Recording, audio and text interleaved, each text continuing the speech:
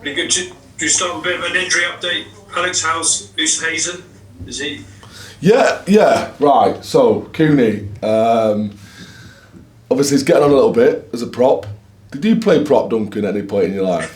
I was a winger at my best, actually. Alright, yeah, sorry, that's a real insult then. Yeah, imagine. Who's that? Who's getting involved in that part of the interview process? Someone's kid in the background.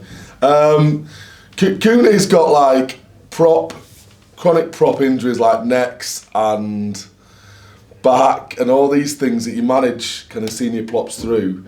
He got bitten by an insect on Thursday, believe it or not, which got infected, which he tried to syringe himself. So come game day, he had an inflammation and infection in and around the muscle because of his self-medicating approach to it. He's fine. He's fine now. He's running around like a spring chicken because the antibiotics had kicked in, but it was just the day before game day and he came into game day and he couldn't run with it. So of all the things that could keep you out, it was an insect bite last week. It's good to go. Manu Tuolangi's brilliant. As is Rowan. Rafi came through well. JL's back. Tom Roebuck came off with a slight hamstring, so we're still assessing him, as we are Ben Curry. We'll make calls on them late in the week, as you do with these kind of games, because they're cup games, aren't they? So you give them as much time as you can. Have the squad been advised not to self-medicate in the future? Yeah, exactly. It's ridiculous, isn't it? The doctor's pulling his hair out. But it's old school, isn't it? A bit old school South African mentality. I'll fix this myself. But yeah, he's good. Good to go with a good session today. Does this feel like your biggest game of the season so far? It is now. Last week was the biggest, wasn't it? Now it's this one. You can't kick around stones too long in this job. And how do you feel about playing a Premiership club as opposed to a French club or Leinster, for example? Does it give you an advantage at all, knowing them, or was that just reciprocating the fact you know each other pretty well already? There's a bit of sparkle around Europe, isn't there? Always. The Champions Cup, going on the road, going to Dublin or going to Munster and Thomond Park or wherever. And it's always nice to get that trip, probably more so for the sponsors than anything else. But it's good for the lads to have that experience, that European experience. You miss that going to Bristol. Bristol's a nice town, don't get me wrong. But what you lose in terms of the European adventure, you gain in terms of, like you say, the familiarity of what it takes to get a result, to get a performance against a side you know better. So we'll play them 4 times this year, and this one back to back. And as the usual, Pat Lam, I'm sure there'll be a few tricks up his sleeve, because we've seen contrasting styles from them in recent weeks, in terms of running everything last week to kicking quite a lot against Sarries. So who knows what to expect. Just one on Manu, Alex. You said recently that you're going to meet with England after Six Nations just to discuss a way forward. Have you had those discussions yet, and has anything come of it? No, well, we're still kind of figuring out how we can manage. And if we get him through these next few weeks, then we'll probably have a pretty good blueprint for what his week looks like. And we have got him through the last, haven't we? So it probably pays just to see how it goes for the next few weeks. But we're confident we can manage him through. We're going to be quite stringent on terms of game time this weekend as well for him. Not just to see how it goes, just have a real plan around that. But Eddie texted me this morning, asked me how I'm doing, and there's still regular interaction there. So it's very easy to pick up the phone and have that conversation. It doesn't have to be too formal when the opportunity arises. Yeah. Thank you. Cheers. Cheers, Don. Hey Alex, if I could just jump in on the subject of Eddie, he's out in Japan doing his coaching with Suntory. If he asked to sort of come in and do a session with you guys, is that a feasible thing given the pressures of that are on every week in the Premiership? It's always feasible, but it depends the nature, the content of the session, doesn't it? Depends how pragmatic it is, and like you say, how feasible it is regards to what he wants to coach and what you need at the weekend. You use referees. We trained against Donny last week. So you do have external, I guess, factors which can affect all your internal planning, because you can't always control what these people from the outside come in and could do, the effect they have on training sessions. And if Eddie were to ask to do a session, it'd be no different to that. It would just be, is it right? What will it give the team? And then what's his process and methodology of going about it? So, like, everything's planned to the 10th degree, Dan, as well, like every minute, every rest period, most reps are planned. So you can't just let someone come in and take a whistle and say, have a sesh. Like, it doesn't work like that. And just going back to the Champions Cup, I know you're facing English opposition this weekend. How do you see the sort of balance of power between the English clubs and the French and the URC, and particularly with the salary cap cuts sort of in effect coming into effect now, and the sort of the number of foreign players who are leaving the league?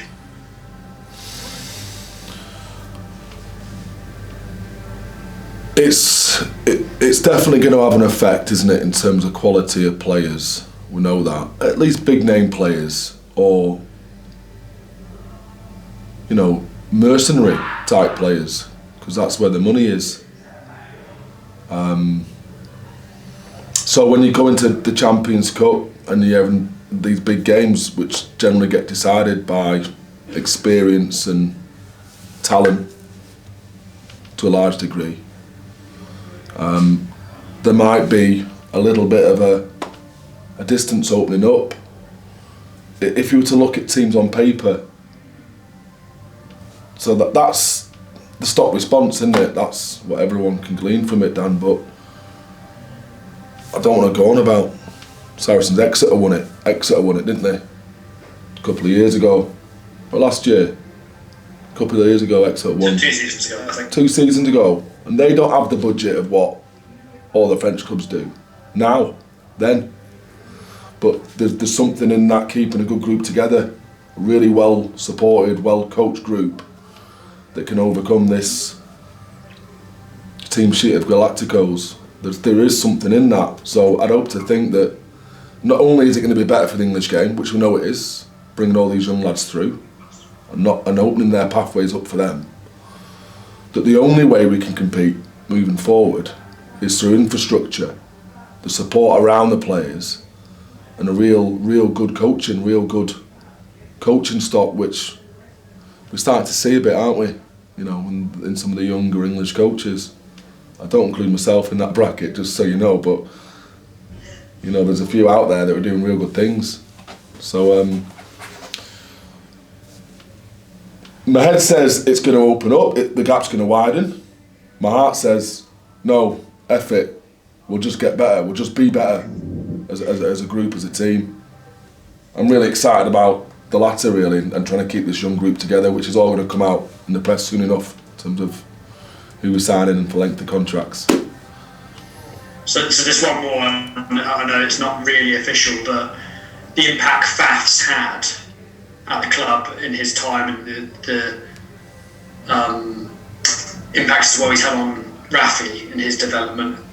Is it still important you have guys like that in the league who you can bring in that extra bit of stardust, or is that just the way of the world, that there are going to be less of these guys around? There's going to be less around. It's still very important to have them, yeah, for the experience, for the mentoring that they do with these younger lads. Very, very important, yeah, that you keep that experience in the squad. Thanks for your time. Cheers, Dan. Alex, hi, it's Chris Foley. I was just going to follow up on that about Faf, just to say, from your point of view, both sides, what has he brought to the club, and what's the club brought to him, from your point of view? Look, he was a great player when he came here, but he probably wasn't as highly regarded. He's not as highly regarded as he is now. Like, he's done amazing things here, hasn't he, with South Africa, and in terms of his own game. Like he was not purely a live wire, but mostly a live wire around the rucks when he came here, and he's added a side to his game that's probably complements South Africa, which is the kick, the kicking game, the game management, the saving the legs of the big boys, and he's fostered that whilst he's been at the club. He's been allowed to be himself, but also bring that part of his game on whilst he's been here, and in doing so, they've won a World Cup. What he's brought.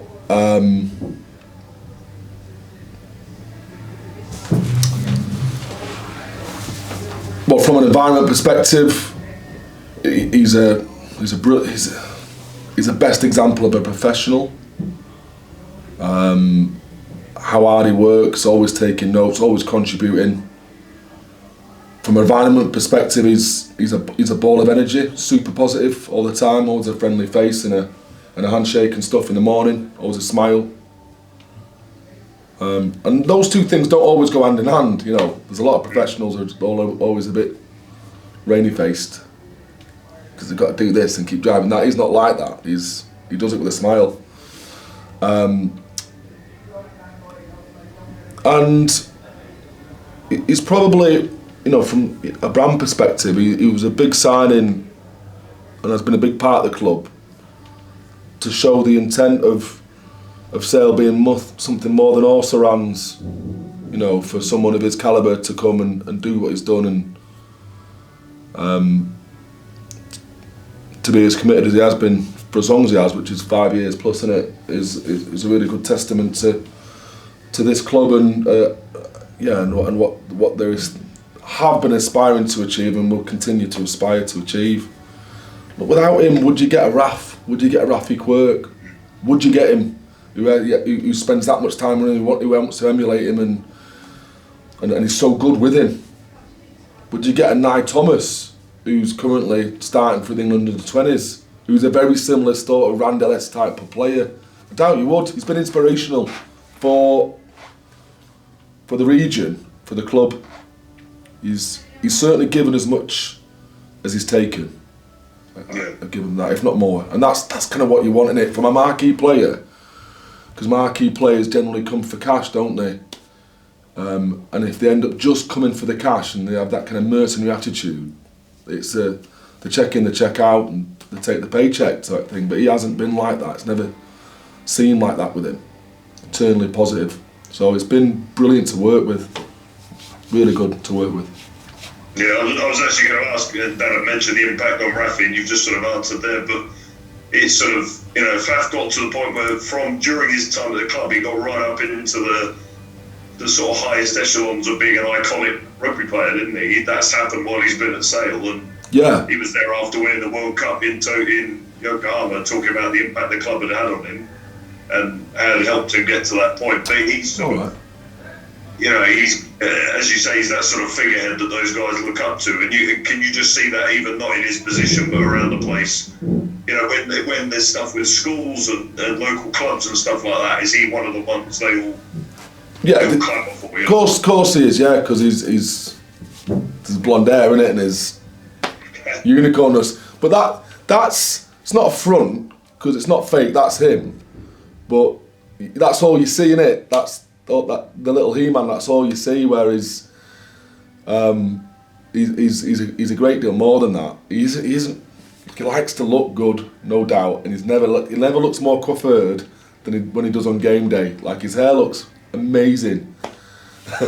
Talking about hair before, comes in, it's like a Vila Sassoon advert, and it's just swishing around. That or Lassie, one of the two. And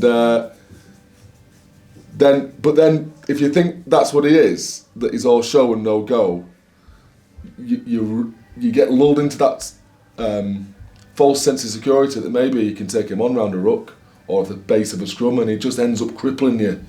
So he's a lot tougher than what he might appear. We know this, don't we? You know this, but he's a lot tougher than what his outward persona would reflect, and that in itself makes him a personality, doesn't it? A sports personality, which is why everyone wants a piece of Faf. Everyone wants to be Faf.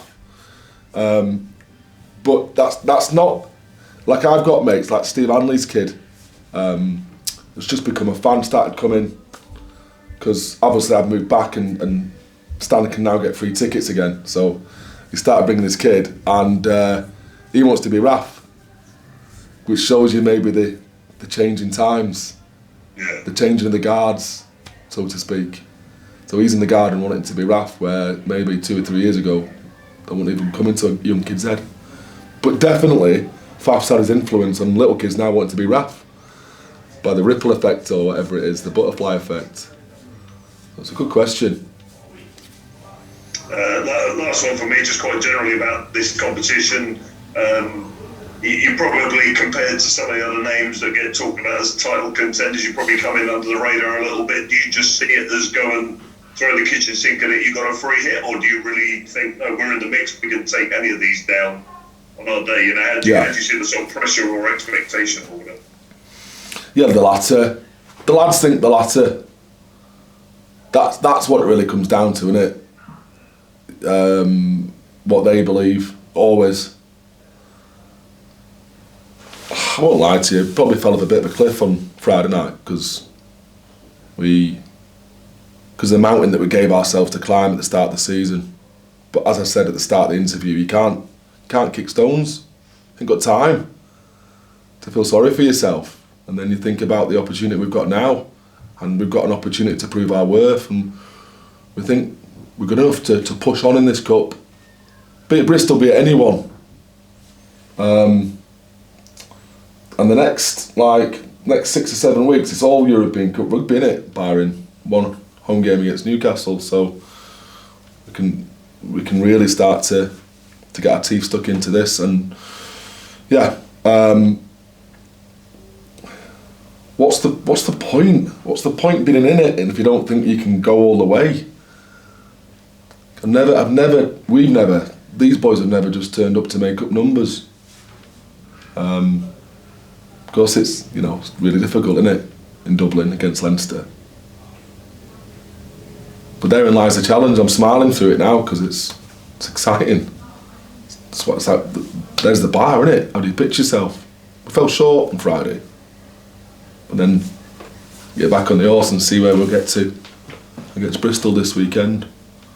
We've got all the pieces. We can fit them together.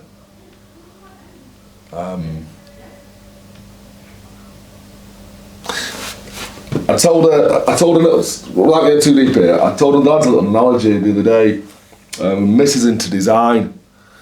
Not into it, she did it, trend forecasting, designing bags and shoes and stuff when she was younger.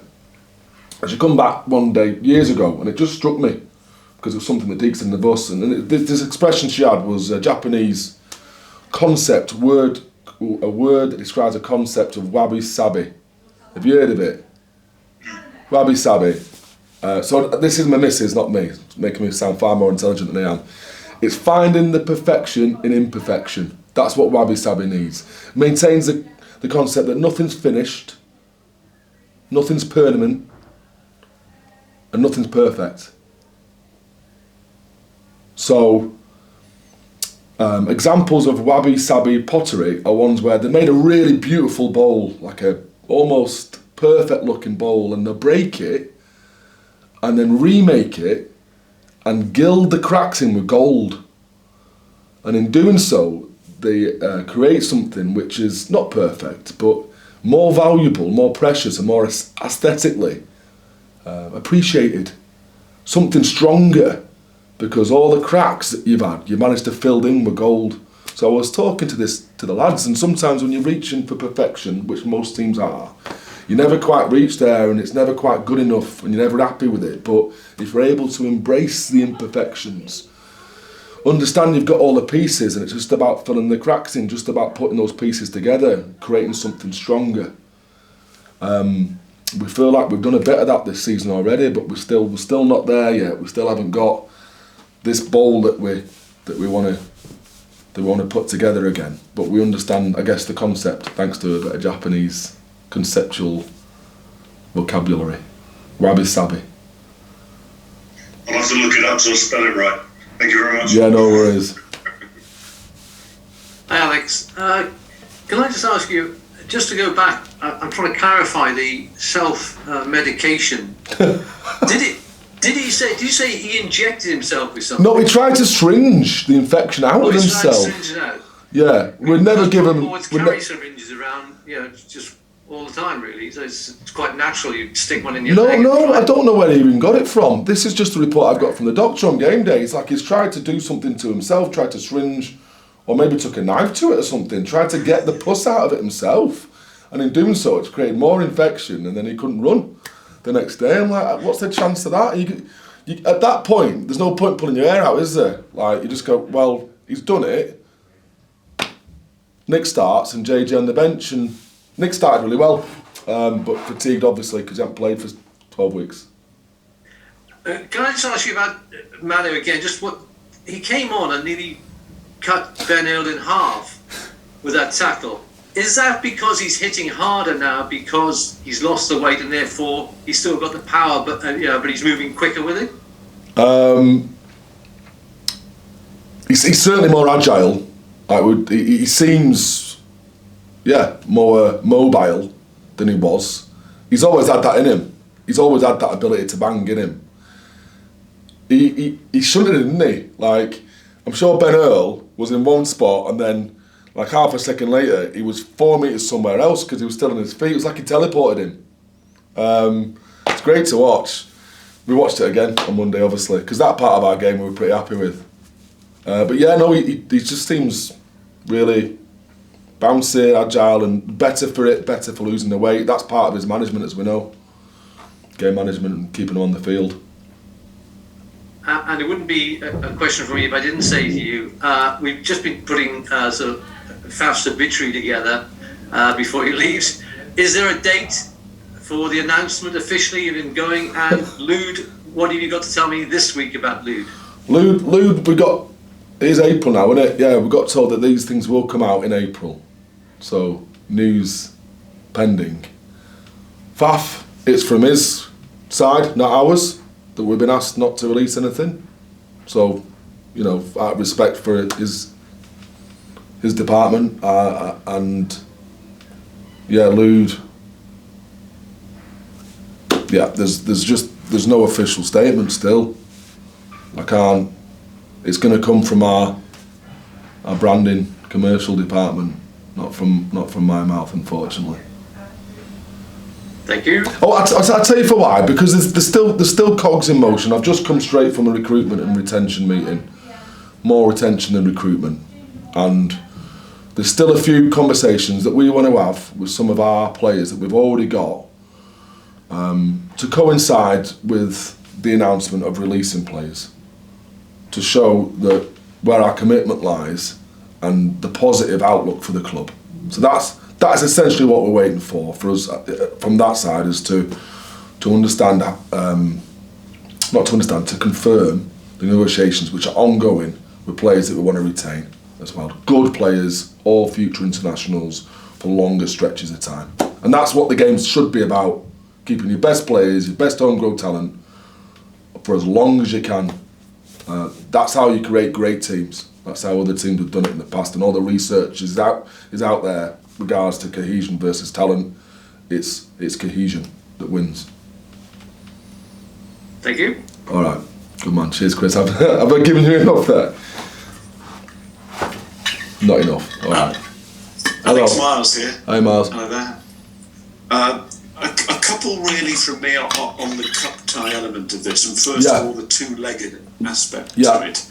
I mean, how much does that change things? How much do you think about in the run-up to a game like this? I know it's not a regular occurrence, so it might be actually, quite new for a lot of you guys at the moment. But I mean, how much has that been part of the discussion?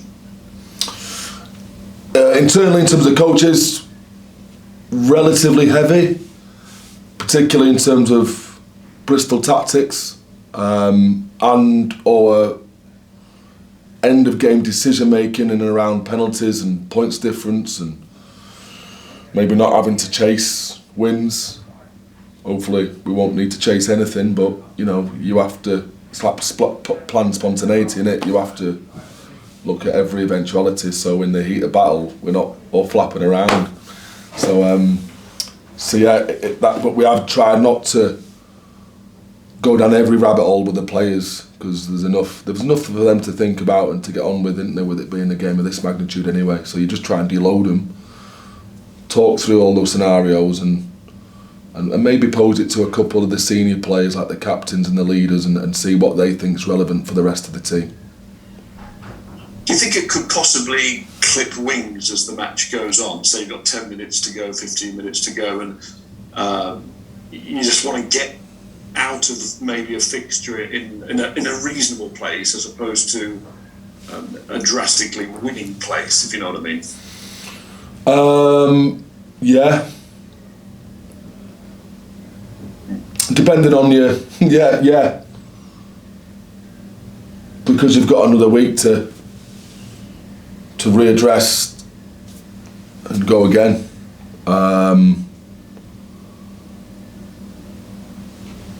Yeah, that's a good point. That we've been talking, probably around those kind of terms. That,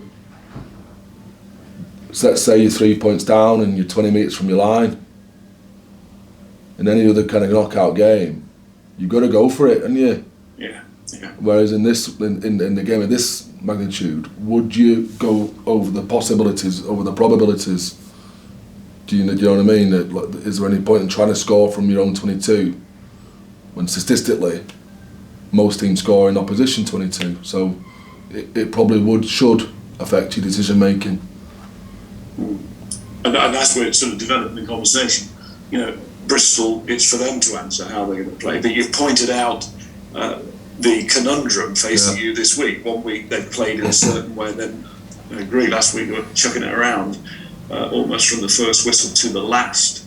But they're the away team in the first leg. They might think, you know what, we're not going to chuck it around too much. If we're within 7, we can get them back to our place. That might be a result for us today. So it might have an impact on their style. I'll be dumbfounded if they haven't developed tactics around that.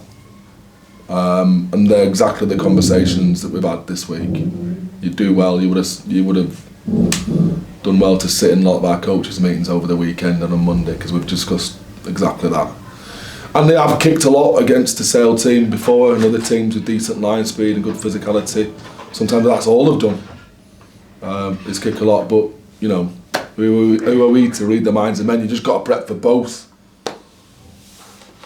I do think it'll probably be one or the other, though. I don't think it's going to be a blend. I think we're kind of seeing that. From Bristol, it'll be pretty obvious what the tactics are early on. And one final one from me on sort of the cup tie element. Of course, you had experience of going a reasonable long way in the competition last year. Very different opposition, very different scenario. But what did you learn from that? I mean, is there anything you can take from that going into this game? Because it's not like you're going back in history to a quarter-final nearly 20 years ago for the club. It happened within this group.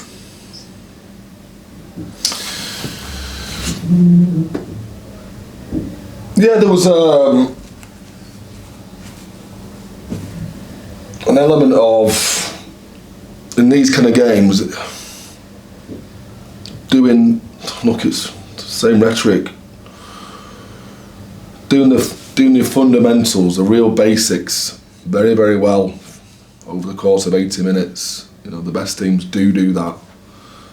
Allied to that, you've just got generally bigger athletes involved in Europe, whether it be France or in these teams, because physicality rules. So there's a physical element you have to match up on.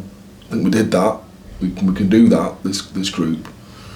But being able to do the fundamentals well, and with that, on the back of that, you get execution, you get conversion, you take your chances. All those things are based on the back of basics. Being able to do that over the course of 80 minutes and not just go toe-to-toe physically. Alex, let me rugby pass over things. I'm good, thanks pal, how are you? All good, yeah. Just listening there with interest, the stuff you said about Faf and the obituary and all that crack. I mean, I'm just curious there, just comparing Faf leaving, possibly Lude leaving, Rohan's been suggested that he might leave, and you're bringing in the likes of George Ford, you're bringing in Johnny Hale, you're bringing in Tom O'Flaherty. Does it suggest that the era of Sale going out and actively recruiting in South Africa is over, and you're now focusing on, as much as you can, on homegrown players, given the way the salary cap is going? The era's not over. But the relationship that I think Dimes had with agents who had links to South Africa isn't the same one I have. My reason and desire for people to come to the club, or at least the ones which have plucked on the emotional heartstrings of the lads we've recruited, is perhaps a different rhetoric than what Dimes used. Perhaps I'm going after people who generally have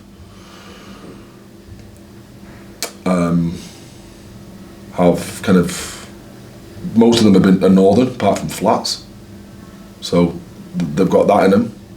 To some degree, they're looking to come to a place that is building, and whereas that was the case, now it's quite obvious we're doing that, and there's an opportunity to build again more here. So it's a slightly different prospect than what it was for Dines, which was your marquee is a stack of money, because it was, wasn't it?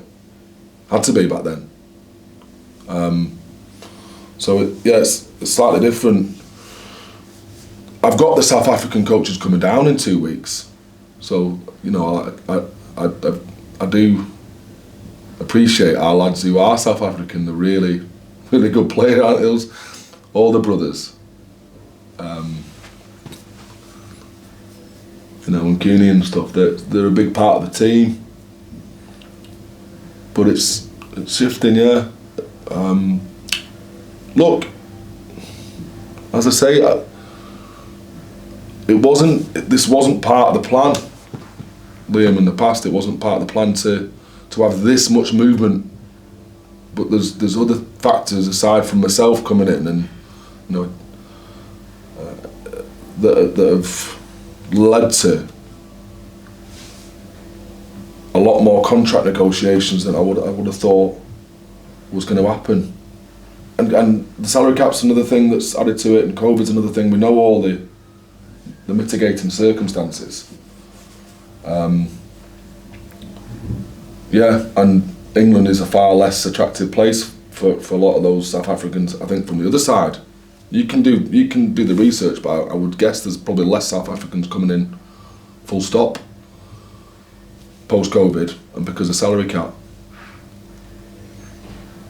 Just in general, I know you spoke about Faf and the legacy of the Rafi and stuff like that. Just in general, the South African influence on Sale, what do you think it has done for the club between what you inherited from Dimes and during your own time there now over the last 14, 15 months?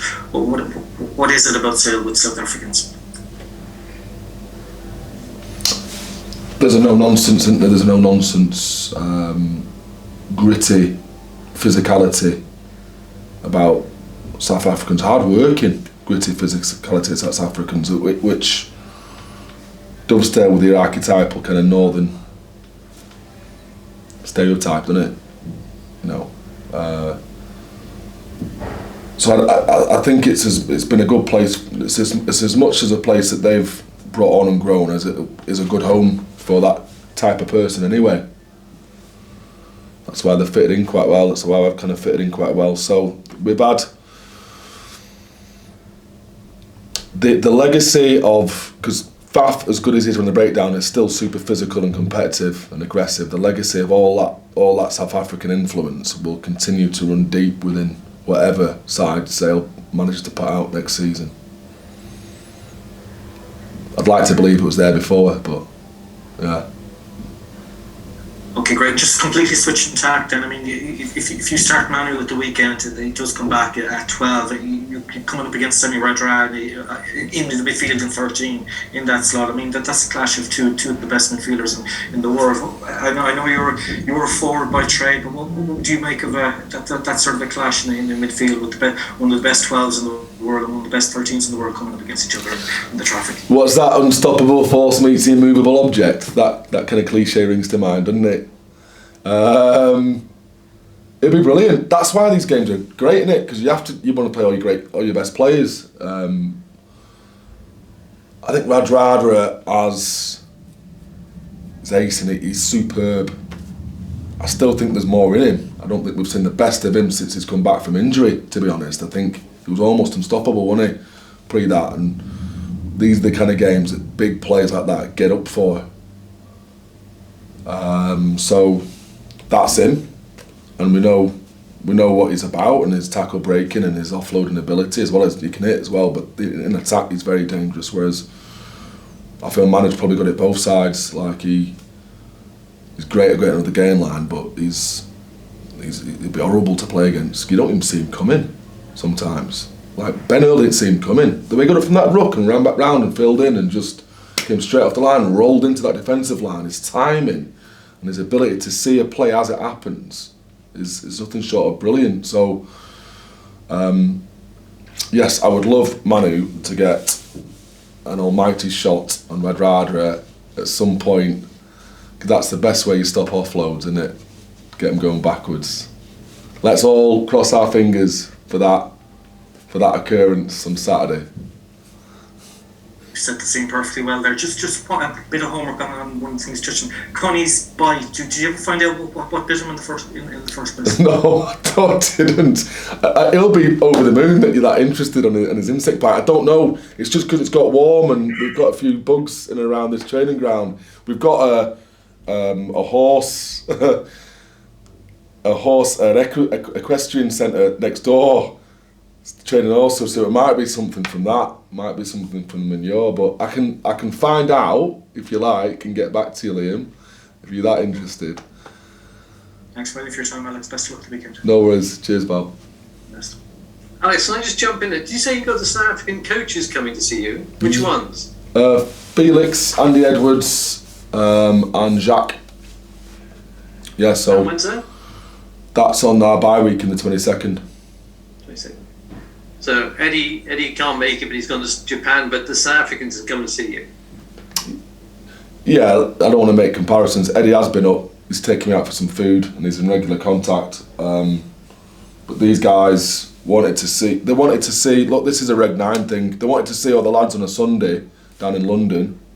That Sunday the 24th, and I had no problem with that. But every director of rugby's got to have no problem with it. And that wasn't the case. Even though it's a Sunday and everyone had the day off and they could have seen everyone at the same time, there's red tape that people have got to kind of go through to make it all official. So and they couldn't get through it for some reason that not everyone would agree, which is, for their reasons.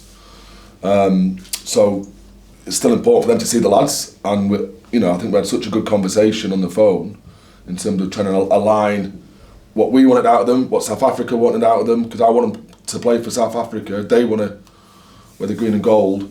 They said, well, we'll come down and visit you. It just so happens we're having a games day, a bit of volleyball, a little bit of fitness. We've got a speaker coming in, Brian McDermott's coming in to give us a little chat about his life story, and then we're going to have a few drinks. So I've invited him and all of that. So probably more for the other stuff than the players are coming down, but we'll have a good time.